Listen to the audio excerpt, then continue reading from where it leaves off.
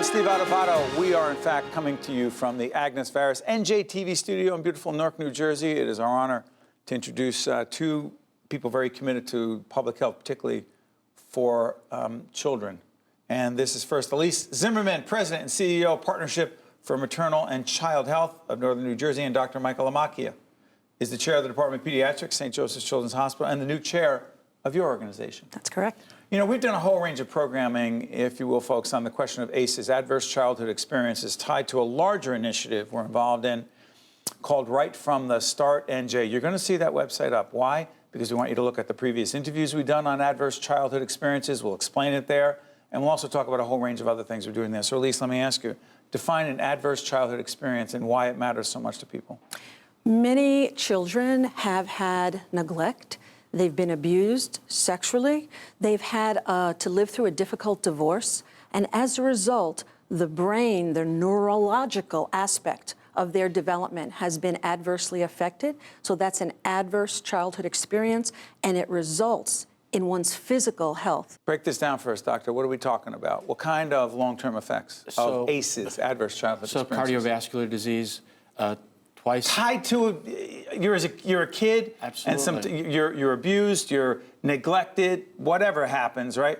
Connected to having an adverse childhood experience. So if you have 4 adverse childhood experiences, you're twice as likely to have cardiovascular disease, twice as likely to have a stroke, 12 times more likely to attempt a suicide, to have liver disease. Why? Well, because it's a series of events that happen. Right. So it's toxic stress. So, you know, consider, you know, seeing a bear in the woods. So you have this response that's neurological and that's endocrine, so cortisol in the sympathetic nervous system. Right. And so you get this, but if you have a stressor like a dysfunctional family life or an abuse, an accumulation. I'm sorry, you're not talking about my family, are you? Not at all. I believe me, the more I read about ACEs, I'm like, how many do you need? In all seriousness, is it fair to say, I'm sorry for cutting you off, is it fair to say that a significant percentage of people have experienced at least 4 adverse childhood experiences: poverty, sexual abuse, physical abuse, emotional and mental abuse. Divorce, keep going. What else are we talking about here? Domestic violence. Addiction, abuse, a parent mental. is addicted in some way, affects the childhood. Go ahead. Child is have a parent who's incarcerated. They don't get to see their parent except behind bars. These kind of circumstances are imprinted in the brain, Steve. And as Dr. Lamacchia said, they elevate your stress response. And after having so many times of having elevated cortisol, repetitive stress again and again, your body shifts. It can no longer endure that toxic stress. So hold on. Someone says, well, it's in the brain. It's not in the body. You say it's connected. You can't say they're 2 different things, right, Doctor? It's both. They're connected, sure. So let's talk about this. Again, we talked to the First Lady, Tammy Murphy, about this. Check out our website for the interview we did with Tammy Murphy on the question of adverse childhood experiences. But what I'm curious about is, what are we doing here? You and your team are working with healthcare employees to look for what? So young children manifest these signs relatively early. So if you have preschool instructors knowing that if a child is consistently isolated, if that child doesn't want to participate in activities, or if that child is uber aggressive, that child may be an outlier. And you have to be able to know those signs and find out from the parents, is everything going well with this child? Yeah, but hold on, let me play devil's advocate. First of all, you're looking for what? You're looking for certain kinds of behavior, doctor? Right. So it could be, you know, lack of memory, not doing well in school, having behavioral problems, overreacting to something that appears like a minor stressor. Those are sort of things that one can encounter. So you identify it, but how do you train, whether it's teachers or healthcare workers, to deal with the parents who may, in fact, be the perpetrators of these adverse childhood experiences? That's what's playing in my mind. Yeah, no, I think you have a valid point. I think that you have to know other members of the family. The key, though, is knowing that the child may be in need of someone to turn to. Whether you are a coach of a young child, you can be somebody who they see in nursery school. Children have an uncanny way of being honest. So they will say, look at my arm. And you'll say, what's going on? And you say, well, Daddy twisted it last night.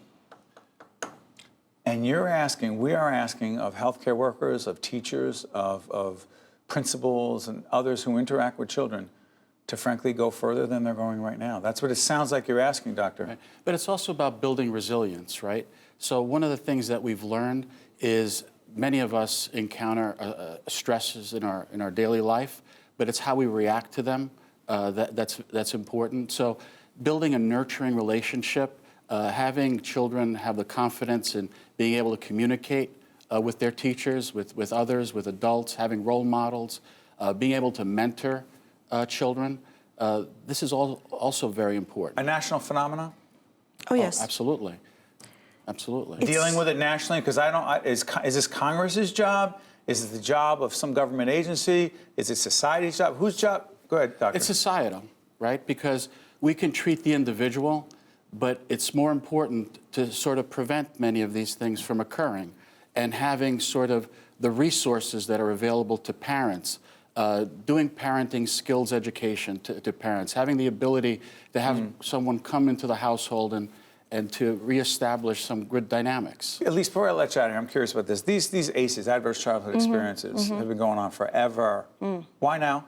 By the way, there was a 1998 original study on this, right? That's correct. Okay, it's 21, 22 years, if you will.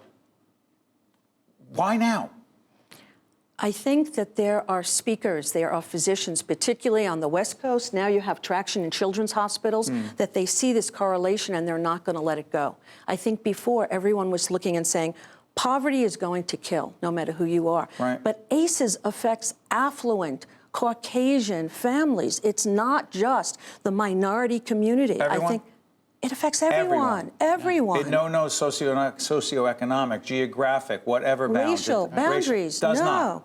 No. I mean, if you consider 2 seconds. If you consider the original study that happened in San Diego, mostly white, college-educated individuals. So you can imagine layered upon that, having the social determinants of health, like hunger, food insecurity, violence, all those things later on top. We will Those continue are really important. Sorry for interrupting. We'll continue to look at these issues. Ilise and Dr. Lamacchia, thank you so much. Let's continue the conversation as part of our Right from the Start NJ initiative. By the way, Dr. Lamacchia will not admit this, but he was one of my students in a communication seminar for physicians. How did I do? You're fine, but I noticed you don't say that publicly to people.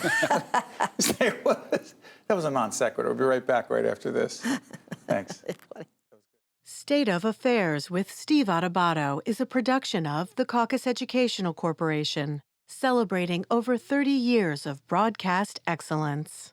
Funding for this edition of State of Affairs with Steve Adubato has been provided by the Turl Fund, supporting Right from the Start NJ, the Robert Wood Johnson Foundation, Horizon Blue Cross Blue Shield of New Jersey, Guarini Institute for Government and Leadership at St. Peter's University, the law firm of Gibbons PC, the Fidelco Group, and by International Union of Operating Engineers, Local 825. Promotional support provided by NorthJersey.com and Local IQ, and by Insider NJ.